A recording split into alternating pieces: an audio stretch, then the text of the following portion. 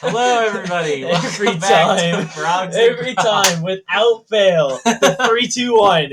Every time. If you've listened to this podcast before, you know what we're talking You about. know what we're talking about. And it's always Levi, too. It's Yeah. great. Welcome It's back to the Frogcast, everybody. Welcome back to Frogs and Grog. And in spirit of the holiday, in the holiday spirit, along with the, I don't know how to say that.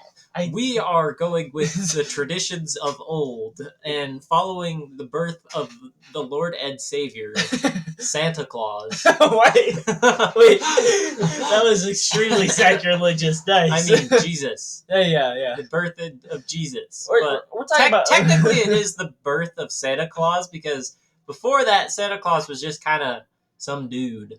And then after Christmas, he became an icon. I guess. We're talking about Christmas, holiday traditions, all right? Yeah, blatant consumerism. I think we're gonna discuss some of our traditions with our families, some traditions maybe we want to start doing with our families eventually, or just on our own. And then one talking point's gonna be very important.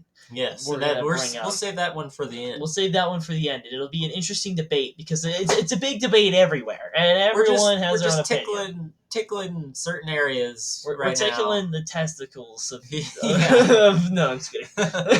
I don't know. We're tickling the balls. Yeah, just trying to get you interested. Yes. Okay. Well, anyways, welcome back. And today, Jesus Christ, dude, we're talking about that man. Side tangent. We're talking about. We're Jesus. really tired. It's been a long day. We're really tired. It's been a long day. So, let's start with our traditions. And we can go back and forth just talking about a couple different ones, but I'll talk about one first. Every year, when we would set up the tree, like we would, and we'll talk a little bit more about how we get the tree and all that shit and whatever with the tree later. But we would always decorate the tree as a family. Everyone would put up the ornaments. We'd all take turns. I'm sure that's a pretty common one. Yep. But my family does the same thing. Yeah, we would all take turns, and we all had our favorite ornaments put up. And also, if you had any ornaments of you, like that had your picture on it, that's your ornament. You get to put that up. If someone else puts that up, they're in big trouble, and you're gonna scream and cry about it until your mom pulls it off the tree, hands it to you, and then you get to put it on the same exact spot. This seems emotionally charged. There's a lot of arguing. I come from a family with 5 siblings, and we all had our own ornaments. So it's always, I need to put my ornament on. And if you touch my ornament, I'm gonna be so mad. And if we were having a bad day, you know if you do the whole being bratty, being snotty, and I'm not gonna hang out with you guys. The thing you would do is say, I'm not going to put ornaments up with you. And you'd go to your room and sit all by yourself, and you'd realize someone's going to put up my ornaments. So you have to come back and put your ornaments up. But then we'd also take turns putting candy canes on the Christmas tree. So that's always a big thing where it's every day or whatever leading up to Christmas, we can have a candy cane or two. And so that's kind of our countdown, seeing how many candy canes are left on the tree. That's kind of 2 traditions there. But we always decorate the tree together. We always put up our own ornaments. We all take turns, and we all break at least one ornament every year. No, not every year, but it would happen most years. It would happen more often than I thought it would. So that's something we used to do. Yep, my family does the same. We put up the Christmas tree. We have a fake one, and sometimes we'll put it in wrong, setting the tree up. Last year, or the year before, I can't remember, we just put it in upside down, so we had the longest poles on the top looking like an alien saucer. But yeah, Christmas tree decorating, always a good tradition. One of my family's traditions is we'd have a event calendar, basically an advent calendar, but it would just be our own thing, so we weren't paying for the advent calendar prices because those are expensive. Yeah, for real. That's why? Yeah, it's a little overpriced. We never did advent calendars. Oh, really? I've always wanted the Lego ones. Those ones seem super cool. Yeah, those ones do seem cool. I've always wanted them as well, but I'm price is that's too much. Mm-hmm. So another tradition we do that's not super related to Christmas, it's more related to winter, but it usually happens around Christmas, New Year's time, is our family always goes and we go snowshoe hike to a yurt. And we'll stay there for 2 nights. And so that gives us a whole day to just play in the snow and go sledding and hang out in the really warm yurt with the wood burning stove and make some good food. But it's kind of like backpacking. But yeah, we have sleds with all our gear in it. We pull it like we're a reindeer. It's kind of funny. But and then, yeah, we have our snowshoes and all our gear on, and it's always been a blast. I don't think we've had our entire family ever go for 1 year because not everyone in my family enjoys that sort of thing, which is fine. But hopefully this year we can have everyone come, but it's usually a 3-day ordeal and everyone takes work off, and there's no school at that point, so they don't have to worry about that. But it's a big thing in our family. It's a big tradition. It's the yurt trip. It's the yurt trip. Yeah, that's always what we're talking about too. It's like, okay, when's the yurt trip? Like, are we going to the same spot? Are we going to a different spot? What do we want to eat on the yurt trip? All this sort of stuff. It's super fun. It is. We also make giant sledding trails because it's on top of a mountain, and it's only a 3-mile hike, but it takes like an hour and a half, 2 hours because half of it's uphill. Right. And you're carrying your sleds and you're in the snow, so it's super slow. So it takes forever. You ever dropped a sled down the hill? Fortunately, back? No. Fortunately. That would suck. We did leave something halfway down the mountain once, or something fell out of the sled, and we were like, no. So we had to go looking for it in the dark, but we found it. We're good.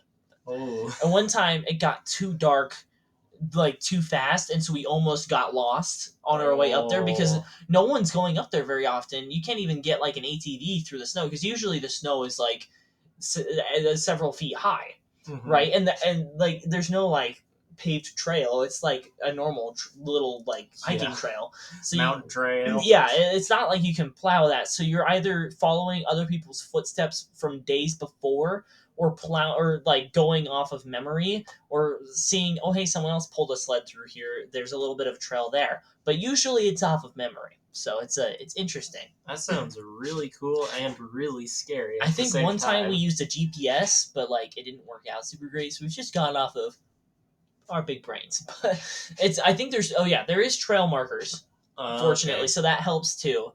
But like those are really hard to find in the dark because they're not super big. Do they have like reflectors on them? Yes, they do have reflectors, but they're about like yay big. It's like as big as your phone. It's not very big. So it's a little hard to find.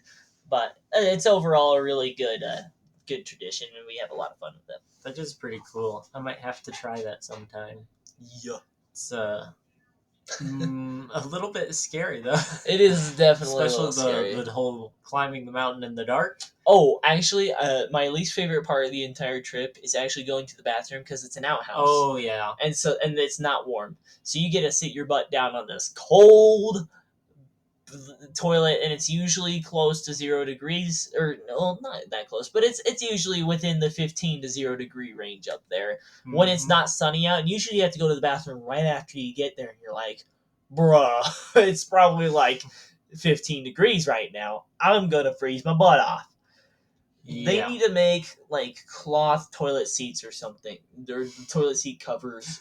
That would be so gross. That'd be so gross. But no, what they really got to do is just make the heated toilet seat. That, or the butt pocket things that you can open up. The butt flaps, they need to make that more common. Like, come on, guys, give us butt flaps in our snow pants. I'm just kidding. But anyways, that's a fun tradition we have. Yeah, that does sound pretty cool. Let's see. Traditions. My family doesn't do a lot of traditions. Yeah, there's a lot of traditions I've realized that our family does that aren't like super traditions. Yeah, I guess that's fair to say. But like at the same time, it's like, wait a minute, this is like a thing that we do every year. I guess it is a tradition. And it's like even like little small things. And I'll get to a couple dozen in a minute. But I guess we do every like Christmas Eve and New Year's Eve, we have like a big party. Yep. A lot of food. Yep. A lot of preparation goes into it. Oh yeah. Takes a while. So that's pretty fun. But I think that's also really common. Like the and like Christmas tree decorating. Yeah, but yeah. At least if you live in America, that's generally. Yeah. I'm not sure about anywhere else because I'm cool and I've never left America. Wink, yeah, wink. Same here. No, yeah, our family does the same thing with doing a big feast or whatever on New Year's Eve, or not New Year's, on Christmas Eve. We don't do anything for New Year's really. We just kind of do the countdown and hang out. Oh, really? That's interesting. Yeah, we aren't like super big on New Year's. Mostly New Year's, my dad is born on the 1st, so New Year's is kind of also our time to celebrate his birthday, and then the day after we also celebrate, obviously, because it's the 1st. But especially if his birthday lands on a Sunday or whatever, like, oh yeah, we'll celebrate it on Saturday. My family's religious, so we Sundays for church and all that stuff. But yeah, so we kind of do it as a pre-celebration of my dad's birthday too. Very cool. But yeah, Christmas Eve we do for like a big family gathering sometimes, and yeah, we'll have tons of food and all hang out and chat. But then Christmas Day is just for us; it's reserved for just our immediate family. Yeah, which is nice. That's a better way to do it. We've done Christmas with family members before, like with extended family, and it's not fun. It's always a mess. Especially if you're like younger. Everyone's like, "I wanted that present. Are you kidding me? He got that." You know, it's yeah, it's a little crazy. Yeah, I think I had one Christmas where we had extended family, maybe one or two. Oh no! And it's just not fun. It's not, because like you can't really be yourself because I feel like you're more yourself around your immediate family than your extended family. Right, and Christmas is your day to just hang out with your stuff you got and just be like lazy slob and do nothing and eat tons of food and like just watch Christmas movies. Yeah, watch Christmas music. Play, our family, we love to play video games together on Christmas. Yep. And like you can't really celebrate Christmas with your extended family if you're all just playing video games and doing nothing. Yeah, playing that new multiplayer game you got over Christmas. Yeah, just perfect way to spend your Christmas day. Exactly. I remember one Christmas a while ago when the Xbox One S was new, not the Series S, the One S.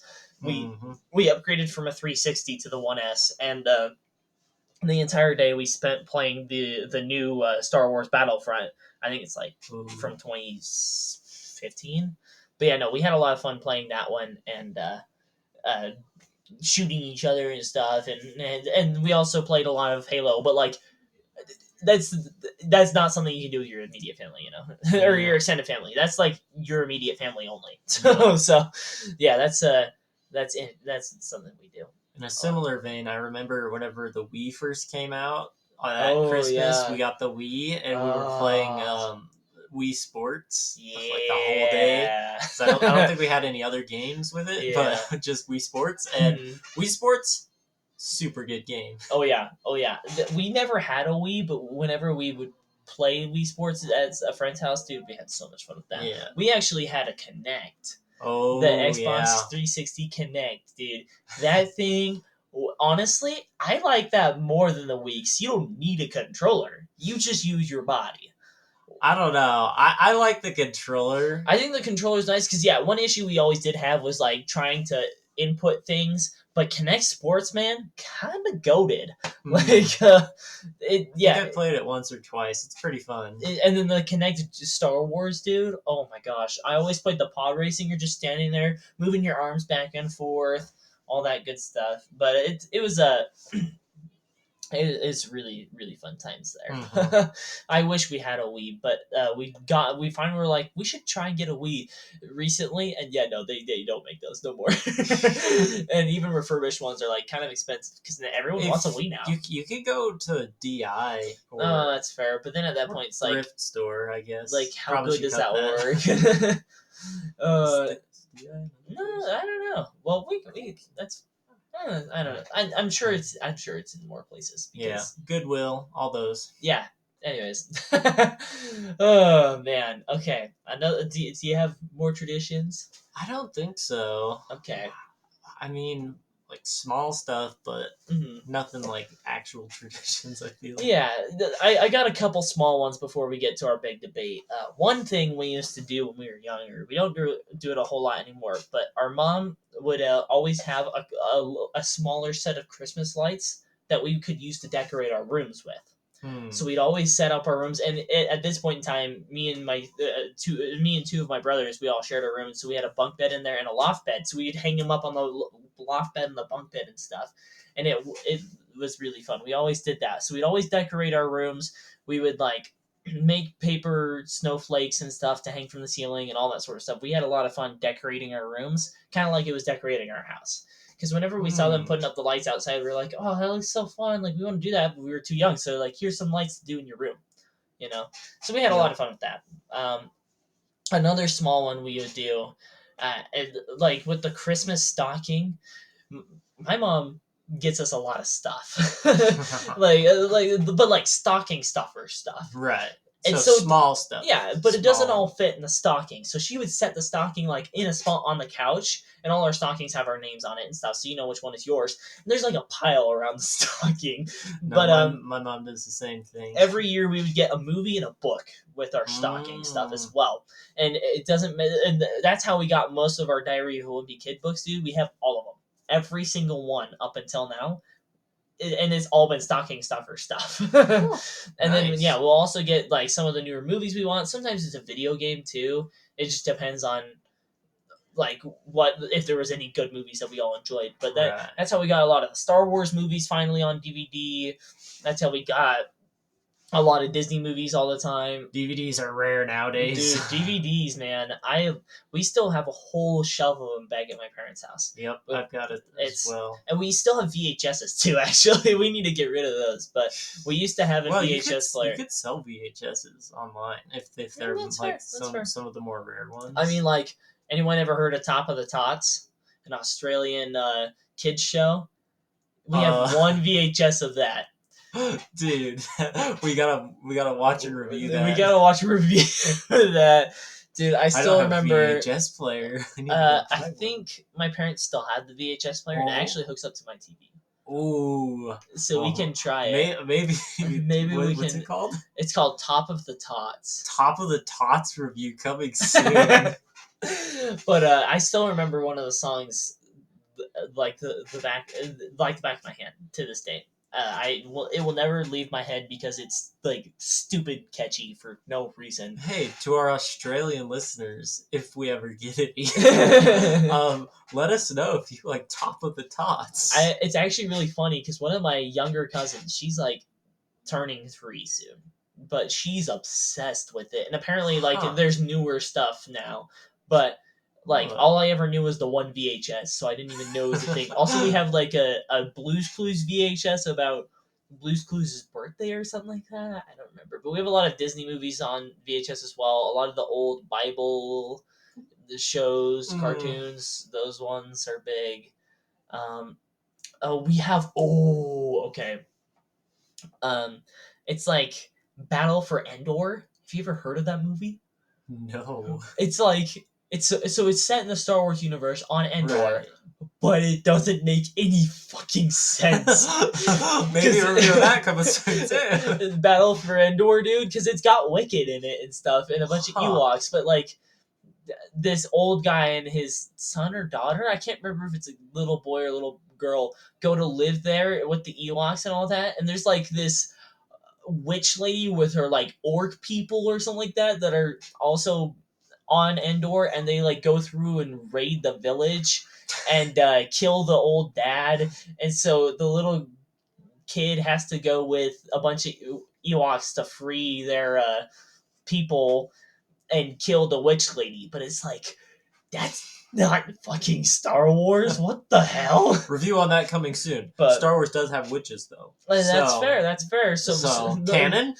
Maybe if it's in the canon somewhere, who knows? It's in the canon. But that was a little bit of a tangent. That's okay. Another one we always do too is, I know a lot of people do like Christmas pajamas. We do pajama pants and socks. So we'll do like, everyone gets a pair or two of like special socks. Sometimes it'll be themed. Sometimes it's just Christmas. Like one year we all got a pair of Star Wars socks and Christmas socks. So I have like a pair of Darth Vader socks sitting around somewhere. One year we all got like thigh-high socks that were Christmas themed. Oh yeah. So that was fun. But then we also always get a pair of pajama pants too. Sometimes my mom makes them, sometimes she just buys them. It's very interesting. Very cool.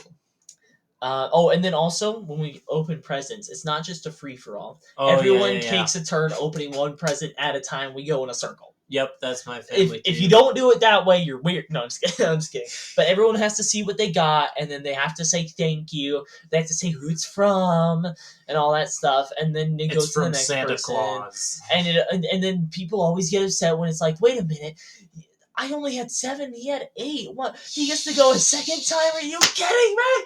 You know. But usually with my family, it's the price of the gifts is generally the same for everyone. Yep. So it's like, if somebody has more, it's not really a big deal.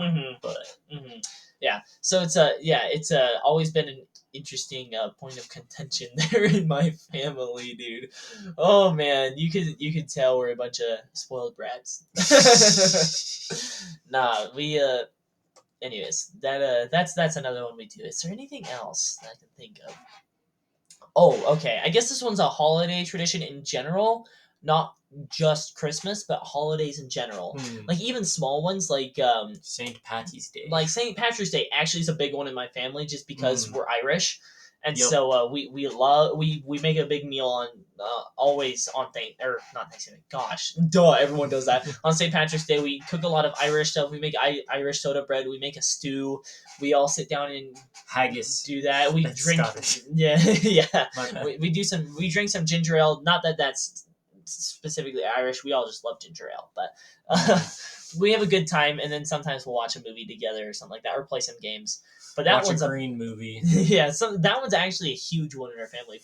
And I don't ever think about that. But on any holiday that's like major, that isn't like April Fool's Day, you know, my mom will set out like on our kitchen table. She'll just set out a bunch of like snacks and treats for us, and she'll always be like, "Yeah, I did the table." And we're like, "Oh, cool! We get to go." It's kind of like getting presents, but it's just like a little snack thing, you know. Yep. And so it's like a fun thing to say, "Oh, hey, it's a holiday," but at the same time, it's not like trying to give you a billion gifts and spend a bunch of money. No, she spends like $40 total on candy and crackers and stuff and chips, and then like.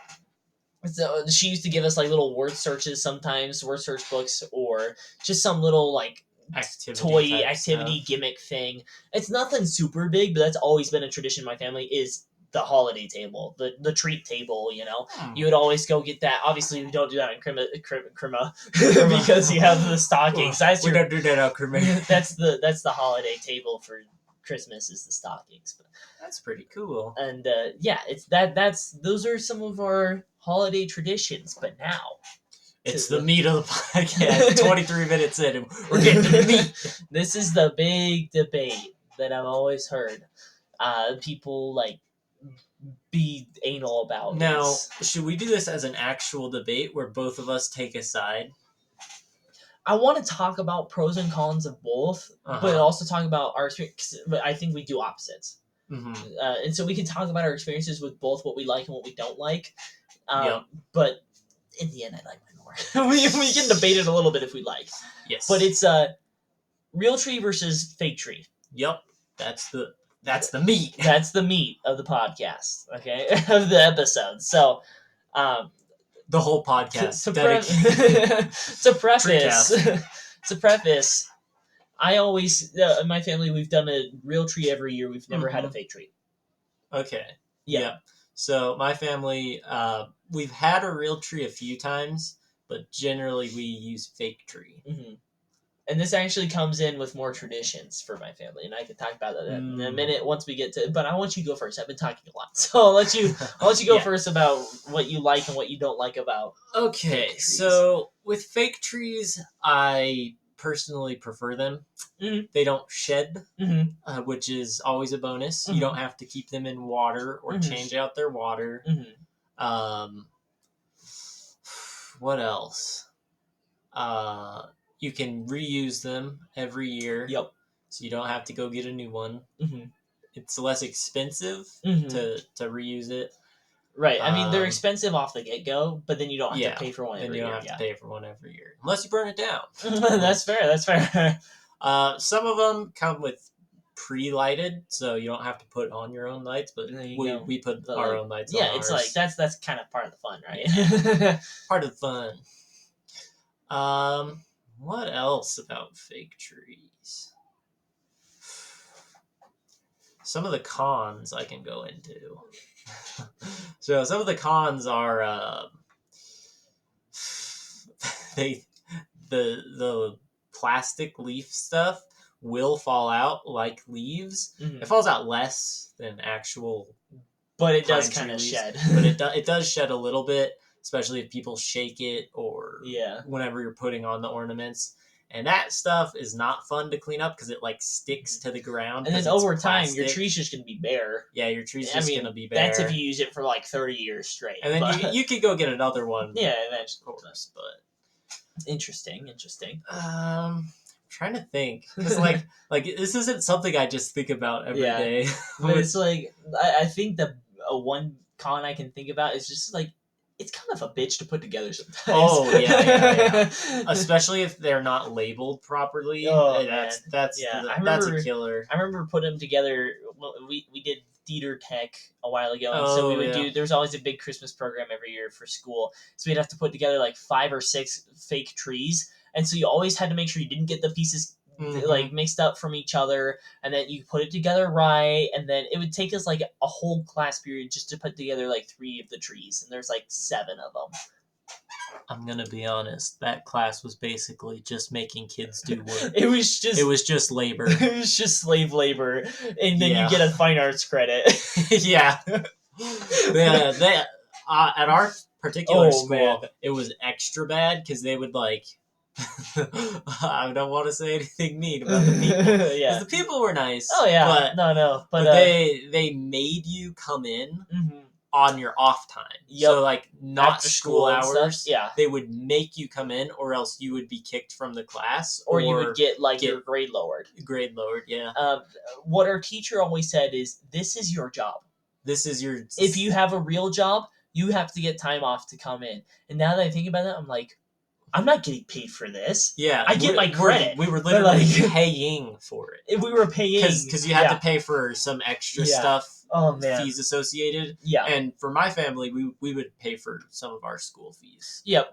I had to if pay it was for like my school if it was fees like as well. extra. Yeah, just especially like if you're doing extracurricular. Oh man, that was a big one. Like my siblings and I, we always had to pay for our sports. Yeah, and fortunately for me, I just did cross country, and cross country is pretty low key. You gotta pay but what was it, like $60, and it was like the jacket and everything. It's $60. You got the jacket, you got registered, everything. But then like my brother did 2 years of football. Oh, and that's over $300 at our school, because our school was a little bit smaller school. We were smaller school, trash school. Yeah, and then my sister did cheer. That was over $200. Yeah, cheer's expensive for no reason. Dude, cheer is not a sport. That's a different debate for a different day. But okay, going back to our original debate. Yes. Okay, what are your pros and cons of a real tree? Really quick here before I start my pros and cons, I want to talk about our tradition with our tree. Mm-hmm.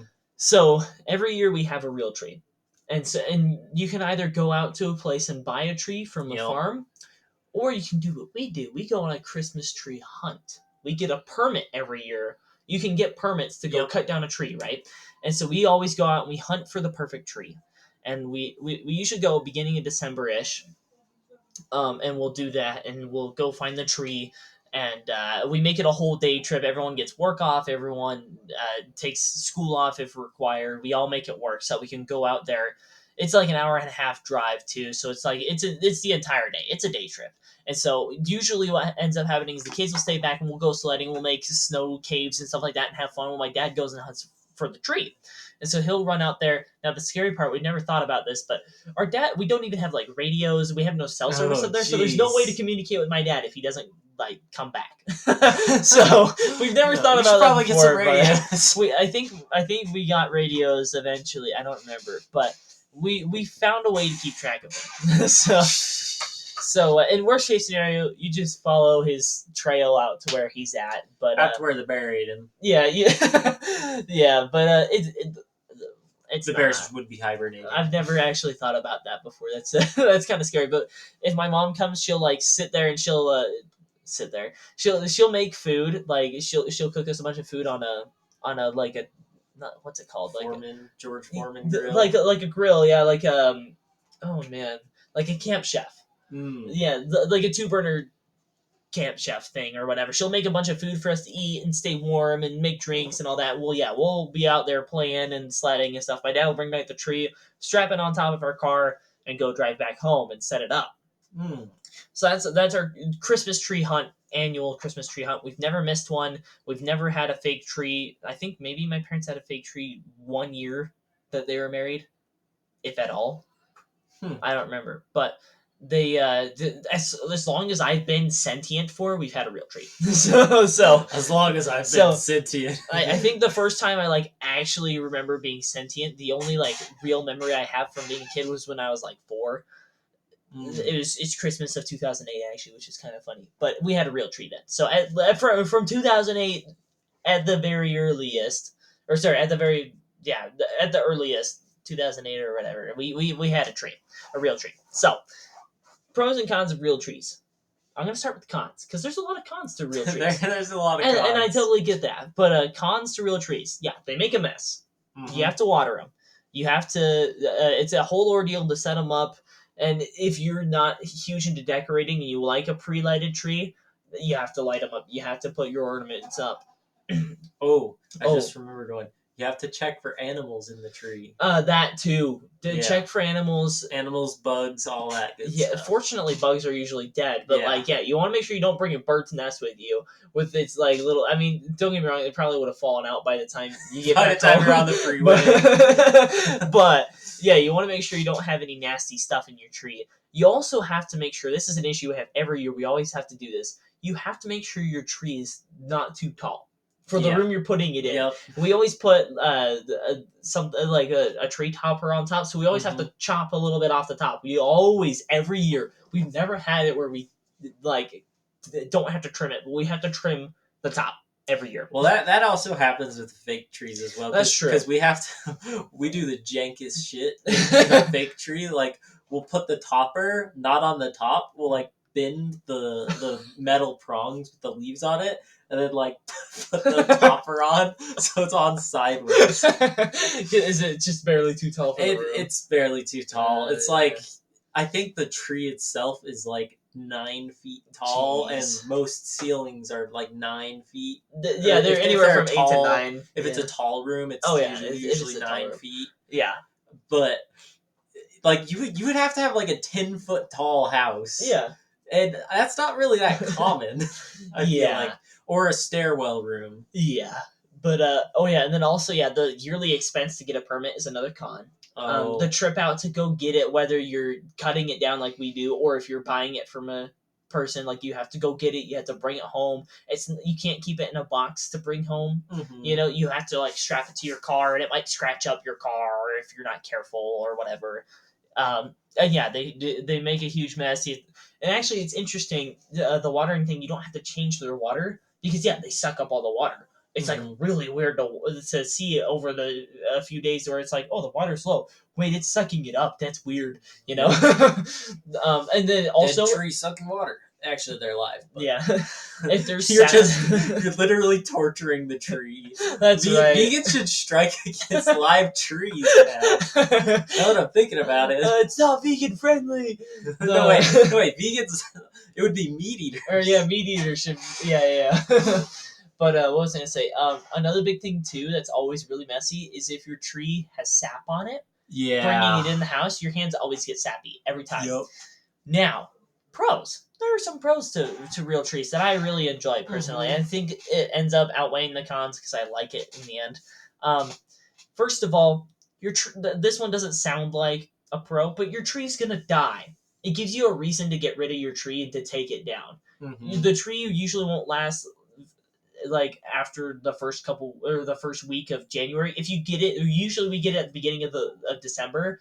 and then we just have it up all December, and then by the end of December, it's like pretty much ready to go. I know people who are like, "Oh, I don't want to take down my tree. It's too much work." This thing is dying in your living room. You kind of have to take it down. I've heard an interesting thing. I don't remember. Probably saw it on Reddit or something, but it's like a tree recycling place, Christmas tree recycling place. So like you would take your tree in, and then they replant it somewhere so that it starts growing again. So you're not like just killing trees. Jeez. I don't know if they have one where we live, but that's interesting. Because yeah, I've never heard of that before. That would actually be really nice, or even just a place where they could turn it into something useful, like wood. Mm-hmm. Yeah, that would be good too. That would be good too. But yeah, I mean, you can use your tree for firewood. Oh yeah, that's something else we have done in the past. Another pro. Yeah, it's a pro, but then the con is you have to go through all the work of cutting it up. If it's dead, not even too hard. It's just chop off all the branches and then you chop it up in little bits. But yeah, so pro, you have to take it down, and it's gonna come down. Like you don't have an excuse to leave it up, right? Yep. Which is kind of weird pro, but that's a nice pro. Also, they smell nice. I love the smell of evergreens, and so you always have that smell kind of in that room. If they're really strong, it'll like permeate the house, and it's just it kind of smells nice. Get, like the juniper ones with the berries and stuff. They smell good. It just smells like Christmas in your house all the time, and so that's really you fun. Don't need no Febreze. Yeah, for real. And honestly, it also is kind of like a fun little chore sometimes. For me, it was to water the tree. Mm-hmm. And so that's kind of another little tradition you can do is, make sure you water the tree every day and all that good stuff. Watch the water suck out. Yeah. It's weird, but cool. But another big one is, too, like, the tree is different every year. You get to choose a different tree every year. It's not the same tree you put up every year, which is fine. Because at that point too, like one issue with having the trees is they don't ever fit right, and also like size, like just any dimension, height, width, depth, they don't like to fit right. But when you find the perfect tree, oh my gosh, it fits perfect. It's super. Okay, here's another pro. It's super satisfying to finally see it go up, because after all that work, you're like, it's done. It is. Like, we have it. It's the one tree to rule them all. Yeah. But honestly, overall, there's not a whole lot of pros, but I think the pros that come with it, personally for me, have always outweighed the cons. Sure, it's a little bit of a chore to keep it up, but another pro. Free oxygen in your house. Hey, free oxygen in your house. There you go. But get rid of all that carbon.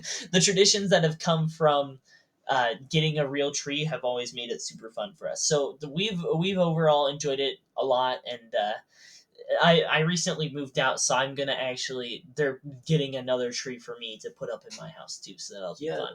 Nice. But we've done 2 trees before. That's actually honestly too much of a hassle. Don't ever do 2 trees, because we found a super tall one because we have this super tall kind of like not foyer, but like entrance stair room. Yeah, and it has like the stairs up to the second floor with our little like loft, and it has an overhang. Yeah, and it has like an overhang and stuff, and so that's where we put the super tall tree. But that was just too much of hassle, and then we didn't even have enough decorations to decorate it, so just sat there plain the rest of the year, and it's like that was not worth it. But don't ever do 2 trees. But I get to have a tree for my house, and I'm excited. Here's another pro for Christmas real trees. The leaves. They're really cool looking. Depending on if you're into like plants and stuff. Oh yeah. You can find the different types of trees, and you can see a difference between like evergreen trees and their leaves. Mm-hmm. It's super cool. Yeah, it's actually super fun. My dad is super into plants, and he loves he's got this app or whatever that he tracks all these different plants on. And yeah, he's a little bit of a botanist in his free time. So he also really enjoys cutting down the tree, because he gets to find the tree he wants and find the species he likes or whatever, and so he has a lot of fun with that too. But nice. That's my argument for. Excuse me. That's my argument for real trees: is make it a tradition, have fun. But it's a little bit of work. But if you put in the work, put in the hours, you get to take what's ours. It's pretty sick. Yeah. I think that about does it for this episode of Frogs and Grog. Yeah, that's about it. We'll leave inconclusive as which one's better. So not a real debate. Not a real debate. I mean, I guess kind of a real debate because kind of a real debate. We did just show our evidence, or not our evidence. Or we made some points on why we like whichever one, but we never like. And don't get me wrong, it's not like I hate real trees. Yeah, and it's not like I hate fake trees. No. Like I would be fine with either, but same here. We just have preferences due to family preferences. It's called an opinion. It's called an opinion. You can have those. Don't get offended, snowflakes. Even though it's your time of year. Yes. Yeah, anyways, thank you guys for listening to the podcast. Do you have any final parting words? Have a safe Christmas. Don't do anything stupid. Don't do anything dumb. I know a lot of people do stupid shit around this time of year. Yeah, for real. So just avoid that and be safe. Yup. Thank you for listening, everybody. Thank you for listening, and we'll see you in the next episode. Sheila, you're stinky. Goodbye.